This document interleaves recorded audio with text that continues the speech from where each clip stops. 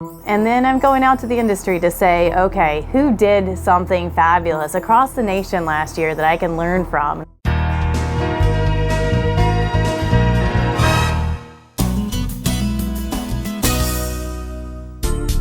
We all love to have fun at the events at your Jackson County Expo.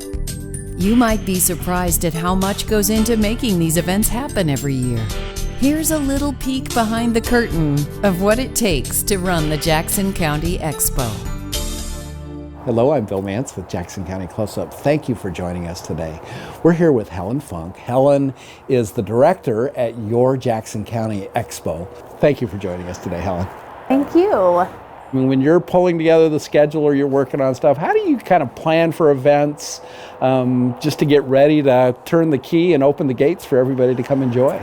Believe it or not, in order for us to reach the mission as far as what Southern Oregonians expect of us, we actually have to take a look at how well we did last year. Okay. What did we do right? What did we do wrong? And what are the expectations of us to evolve and continue to be, you know, that cutting edge place that everybody wants to continue to go. So as I'm looking at an event, not only am I looking at the survey responses, any kind of media that came around it, any other feedback that we've gotten, and then I'm going out to the industry to say, okay, who did something fabulous across the nation last year that I can learn from? And I'm looking at best practices because, you know, we could always ask, what do we want differently? But we don't know what we don't know. We don't know what's out there to be offered.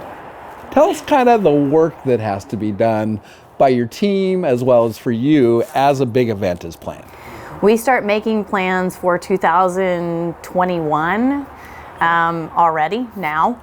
We're looking out 2, 3, if you're in my office, 5 years down the road in terms of who's traveling through, who's doing what.